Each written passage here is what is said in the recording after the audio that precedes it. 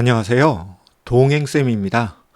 오늘은 외도 직면 후 외도 피해자가 고립되면 위험한 이유란 칼럼을 준비했는데요.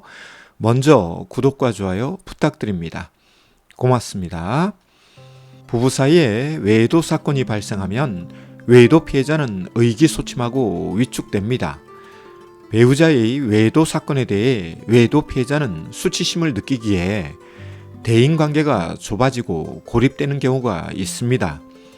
여기에는 배우자 원가족으로부터 고립되는 것은 물론이요, 자신의 원가족으로부터 고립되는 경우도 있습니다.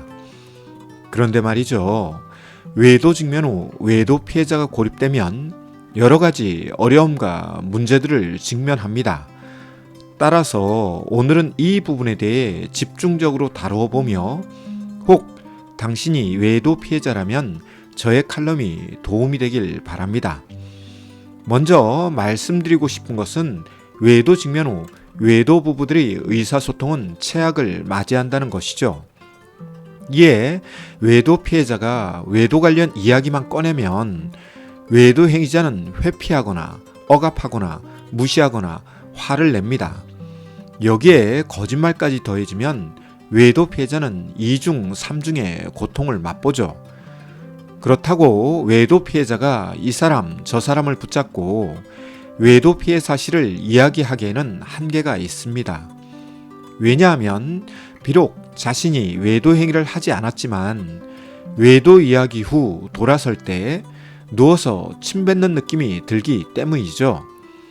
이에 자신의 원가족에게도 외도 이야기를 꺼내지 못하는 경우가 있고, 배우자 원가족에게도 외도 이야기를 했다가 역풍을 맛보기도 합니다.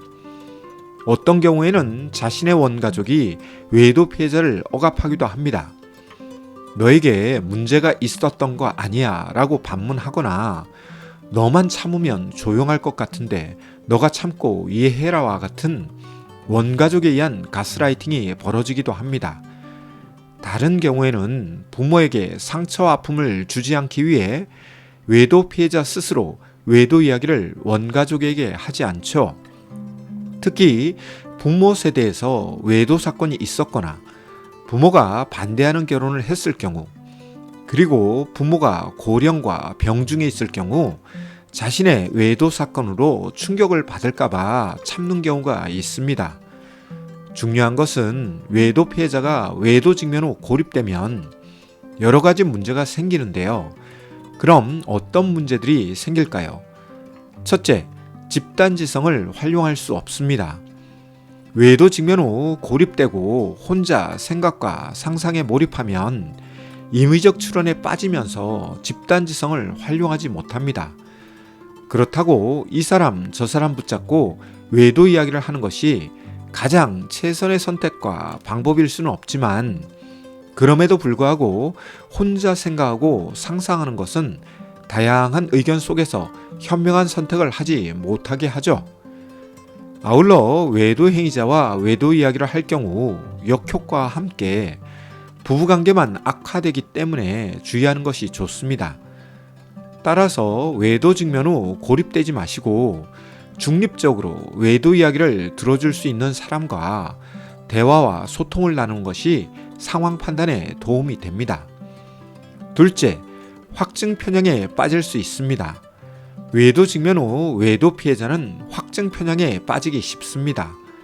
이에 인터넷이나 유튜브 정보를 접하더라도 자신이 듣고 싶은 이야기만 해주는 정보에 경도됩니다. 예를 들어 외도 직면 후 무조건 이혼하라는 정보나 무조건 위자료 소송하라는 정보에 경도된 분들의 경우 앞뒤 좌우 위아래 따지지도 묻지도 않고 이혼 시도 그리고 위자료 소송을 하는 경우가 있는데요. 이는 매우 위험한 선택이자 판단일 수 있습니다. 왜냐하면 세상 만사는 공짜가 없기 때문이죠. 감정 반사적으로는 이혼과 위자료 소송을 하는 것이 옳으나 이를 선택하고 진행할 경우 경제적 비용을 넘어서서 엄청난 심리적 비용이 들어가기 때문입니다. 그런데 이런 것을 경험해보지 못한 분들은 감정 반사적으로 그리고 심리적 준비도 없이 무리수를 둡니다. 따라서 외도 직면 후 고립되면 확증 편향에 빠질 수 있습니다. 이 점 주의하길 바라오며 전문가의 조언 도움 받기를 바랍니다. 셋째, 외도로 인한 고통과 아픔이 완화되지 않습니다. 외도 직면 후 고립되면 다른 사람과 자신의 고통과 아픔에 대해 이야기를 나눌 수 없습니다. 이에 외도 직면 후 고립되는 시간이 길어질수록 고통과 아픔이 사라지는 것이 아니라 고통과 아픔의 깊이와 강도가 더 심해집니다. 심리적, 정서적, 그리고 관계적 고통과 아픔은 다른 사람과 소통을 하며 위로와 격려, 공감 등을 받아야 치료의 첫 단계로 들어갈 수 있습니다. 그런데 이런 과정이 없을 경우 고통과 아픔을 참게 되는데요. 이것이 우울장애와 편집장애, 분노조절장애 등 신경증으로 전환되고 수면장애나 각종 행동장애 등으로 탈바꿈되면서 차후 심리상담, 부부상담, 외도상담 등 상담 치료를 하더라도 비용과 노력 그리고 시간 비용을 지불하는 부작용이 생깁니다. 따라서 외도 직면 후 고립되면 더욱더 위험합니다. 마지막으로 넷째, 외도가 재발되거나 이혼과 직면할 수 있습니다. 이는 외도 직면 후 고립된 외도 피해자의 증상이 완화되지 않고 부부관계가 불안정한 상태를 계속 유지하다 보면 외도 행위자는 추가적 외도 행위를 통해 스트레스를 풀려고 합니다. 이는 외도 행위자의 적반하장적인 태도라고 할 수 있음에도 불구하고 외도 직면 후 부부관계와 부부정서가 안정화되지 않았기에 추가적 외도로 갈 수 있는 촉발 요인이 되는 것이죠. 또한 준비되지 않은 이혼과 직면할 수도 있습니다. 외도 직면 후 부부가 이혼을 선택할 수 있습니다. 그런데 준비되지 않은 이혼을 선택할 경우 그로 인한 부메랑을 외도 부부는 그대로 맞습니다.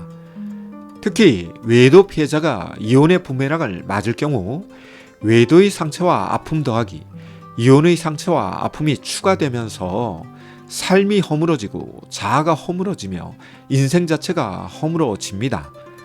따라서 외도 직면 후 이혼을 하더라도 준비된 이혼, 상처 치료 후 이혼, 대안 있는 이혼, 보다 나은 삶을 위한 이혼, 건강한 이혼을 해야 합니다. 홧김에 그리고 감정 반사적으로 선택하는 이혼을 하는 것은 사나운 호랑이를 피하다가 더 위험한 사자를 만나게 되죠. 그런데요, 제가 이런 이야기를 수도 없이 함에도 불구하고 제 칼럼을 보는 분들 중에는 이혼 후 더 잘 살 수 있다고 호언장담하는 분들이 많이 있던데요. 이는 매우 위험하다는 것을 말씀드립니다. 왜냐하면 인간은 자신이 경험하지 않은 시간에 대해 과하게 긍정적으로 혹은 부정적으로 말하는 경우가 있습니다. 특히 부부 사이에 관계적 문제로 이혼을 선택하는 경우 과하게 긍정적으로 말씀하는 분들이 있습니다. 제가 가입된 이혼 커뮤니티에서 모니터링 한 바에 의하면 이혼 후 잘했다고 고백하는 분들보다 더 힘들어졌다고 자백하는 분들이 훨씬 많습니다. 이에 술을 가까이 하다가 심신이 피폐해지거나 조급한 재혼으로 인하여 추가적 상처와 아픔을 맛보거나 외로움, 그리움, 미안함 등의 심리적 고통을 맛보거나 생일이나 특별한 날 서글픔을 맛보거나 심신이 아플 때 처량함을 느껴서 우울장애에 빠지는 경우를 봅니다. 이에 권하기는 이혼을 선택하더라도 치료 후 하시라는 것과 이혼 후 삶에 대해 과한 긍정성에 빠져서 현명하고 지혜로운 선택과 결정을 하는 데에 착각과 착시 현상을 맛보지 않길 기원합니다. 이를 예방하기 위해서는 전문가의 도움과 조언, 그리고 자문과 상담이 꼭 필요합니다. 부디 참고하세요. 오늘은 외도 직면 후 외도 피해자가 고립되면 위험한 이유에 대해 다루어 보았는데요. 내용에 공감되었다면 구독과 좋아요 부탁드립니다. 고맙습니다.